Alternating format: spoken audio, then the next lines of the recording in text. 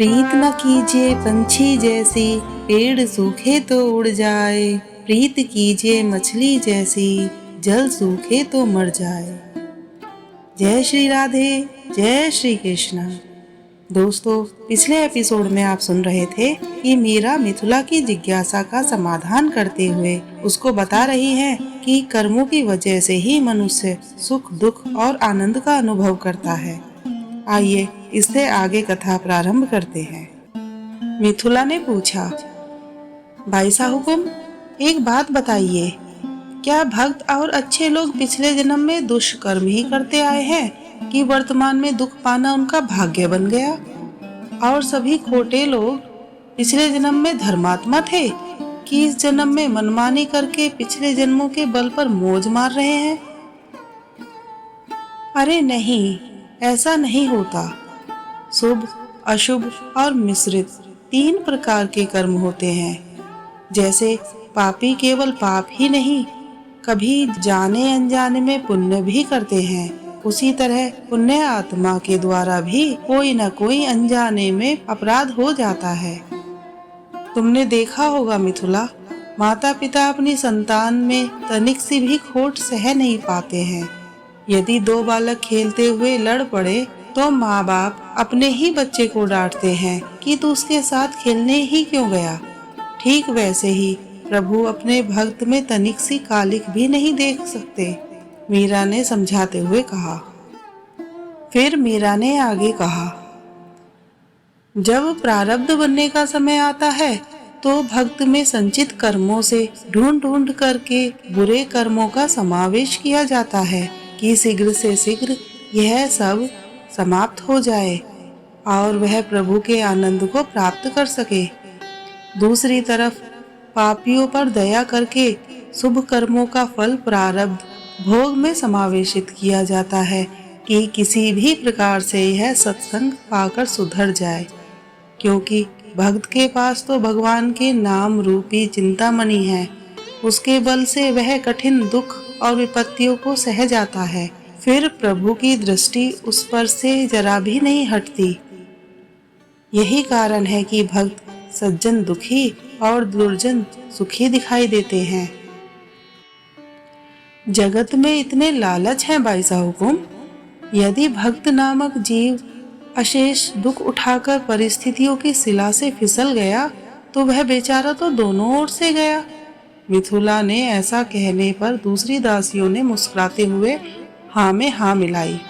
मीरा ने इस संशय का समाधान करते हुए कहा, यदि इस पथ पर पथिक विचलित होकर संसार के विषयों के प्रलोभन में अथवा परिस्थितियों की सिला से फिसल भी जाए, तब भी भगवान उसके जीवन में कई ऐसे प्रसंग उपस्थित करते हैं जिससे वह संभल जाए। यदि वह नहीं संभल पाए तो अगला जन्म लेने पर जहाँ से उसने साधना छोड़ी थी वहीं से फिर आगे चल पड़ेगा। मिथिला, कहाँ तक करुणा सागर भगवान की करुणा का बखान करूं? उनके आराध्य बार बार फिसलने का खतरा उपस्थित ही नहीं होने देते। अपने भक्त की संभाल प्रभु स्वयं करते हैं, मीरा ने कहा।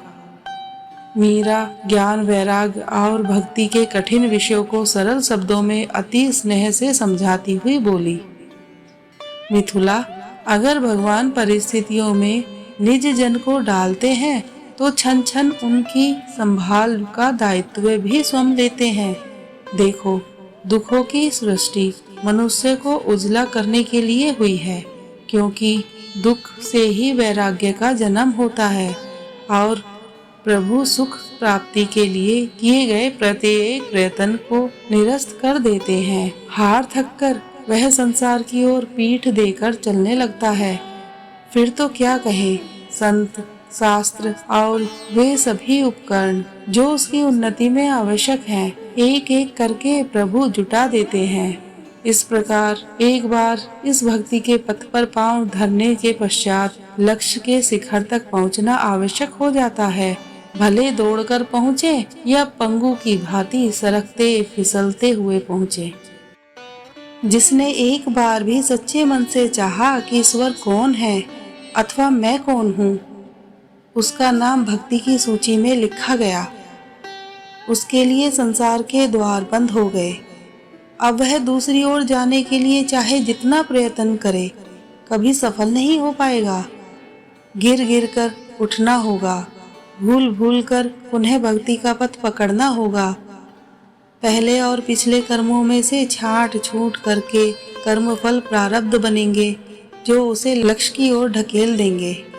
जैसे स्वर्णकार स्वर्ण को जब तक खोट न निकल जाए तब तक बार बार भट्टी में पिघलाता और ठंडा करता है, और फिर कूट पीट कर, छील कर और नाना रत्नों से सजाकर सुंदर आभूषण तैयार कर देता है, वैसे ही प्रभु भी जीव को तपा तपा कर महादेव बना देते हैं।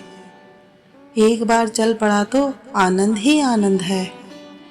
परसों एक महात्मा जी फरमा रहे थे कि कर्म फल या तो ज्ञान की अग्नि में भस्म होते हैं अथवा भोग करके ही समाप्त किया जा सकता है, तीसरा कोई उपाय नहीं। चंपा ने पूछा, भाई सा हुकुम, भक्त यदि मुक्ति पाले तो उसके संचित कर्मों का क्या होगा? ये कर्म भक्त का भला बुरा करने वालों में और कहने वालों में बट जाएंगे, समझी? मीरा अपनी दासियों की जिज्ञासा से प्रसन्न हो मुस्कुराकर बोली, आजकल चंपा बहुत गुनने लगी है। चंपा सिर झुकाकर बोली, सरकार की चरण रज का प्रताप है। लगता है मैंने भी किसी जन्म में ईश्वर कौन है यह सत्य जानने की इच्छा की होगी, जो प्रभु ने कृपा करके आज आप जैसी स्वामिनी के चरणों का आश्रय प्रदान किया है। राणा विक्रमादित्य का क्रोध मीरा पर दिन पर दिन बढ़ता जा रहा था। रनिवास की स्त्रियां भी दो भागों में बटी हुई थी, कुछ मीरा की ओर और कुछ कर्मावती बाई एवं उदय कुंवर बाईसा की ओर। इस दल को महाराणा की भी शय मिली हुई थी। कभी कभी तो कर्मावती कहती, जब से यह मेड़तानी का हमारे यहाँ पांव पड़ा है, कष्टों की सीमा नहीं, यह मरे तो राज्य में सुख शांति आए। एक दिन उदय कुंवर के पति पधारे तो उन्होंने उल्हाना दिया, तुम्हारी भाभी बाबाओं के बीच नाचती गाती है, यह कैसी रीति है हिंदू पति राणा के घर की? उदय कुंवर ने दूसरे ही दिन मन की सारी भड़ास मीरा पर निकाल दी। आपको पता है भाभी सा, आपके जमाई सा पधारे हैं और आपके कारण मुझे उनसे कितने उल्हाने, कितनी बातें सुननी पड़ रही हैं। मीरा ने शांत मन से कहा, भाई साहब, जिनसे मेरा कोई परिचय या स्नेह का संबंध ही नहीं, उनके द्वारा दिए गए उल्हानों का कोई प्रभाव मुझ पर नहीं होता। मीरा का शांत और उपेक्षित उत्तर सुन उदा मन ही मन जल उठी। किंतु भाभी, आप इन बाबाओं का संग छोड़ती क्यों नहीं? सारे सगे संबंधियों में थू थू हो रही है। जब बाबजी हुकुम का कैलाशवास हुआ तब तो आप 16 श्रृंगार कर आप शोक मनाती रही, और अब ये तुलसी की मालाओं को हाथों और गले में बांधे फिरती हैं जैसे कोई निर्धन औरत हो। पूरा राज परिवार आपके व्यवहार के कारण लाज से मरा जा रहा है। मीरा ने उसी तरह शांत स्वर से कहा, जिसने शील और संतोष के गहने पहन लिए हों, उसे सोने और हीरे मोतियों की आवश्यकता नहीं रहती भाई साहब।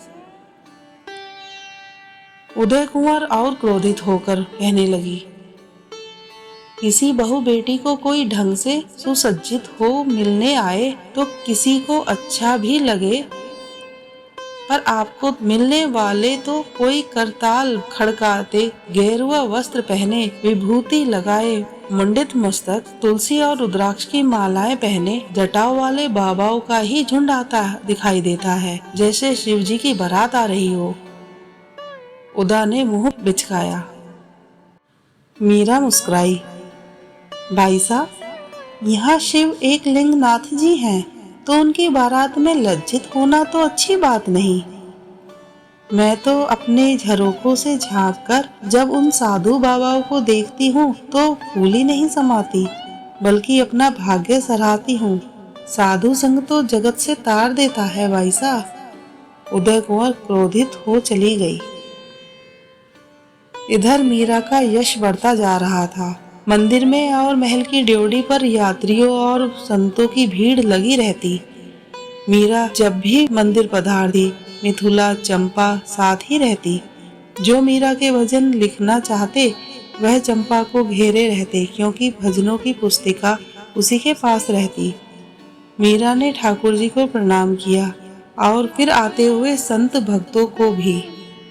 एक साधु ने मीरा के दर्शन कर गदगद कंठ से आग्रह किया, माँ कुछ कृपा हो जाए।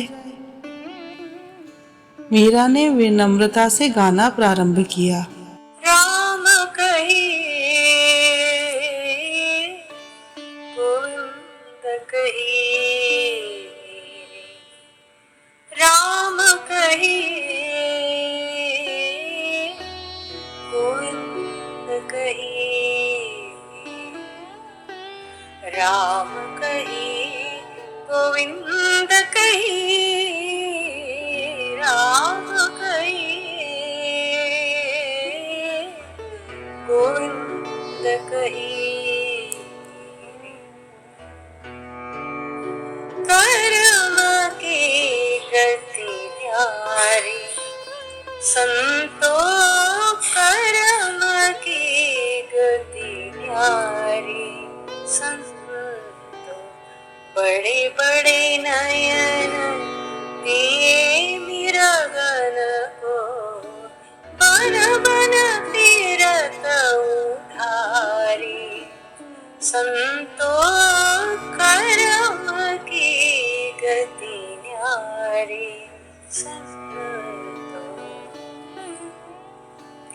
उज्ज्वल वरन दीन्ही बगलन को, उज्ज्वल वरन दीन्ही बगलन को, कोयल कर दीन्ही कारी संतो, कर्म की गति न्यारी संतो।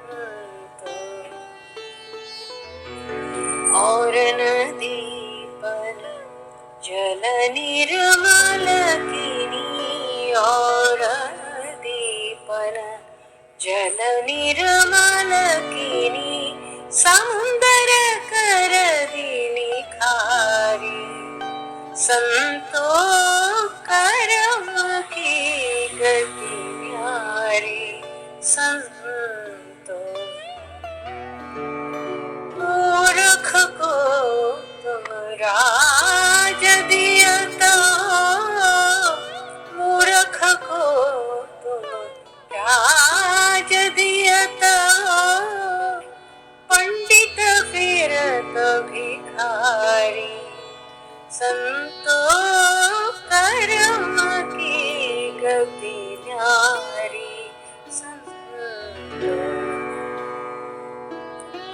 मीरा के प्रभु गिरिधर नागुन, मीरा के प्रभु गिरिधर नागुन, राजा जी तो कौन बिचारी संतो, कर्म की गति न्यारी संतो, बड़े बड़े नयन दिए मृगन को,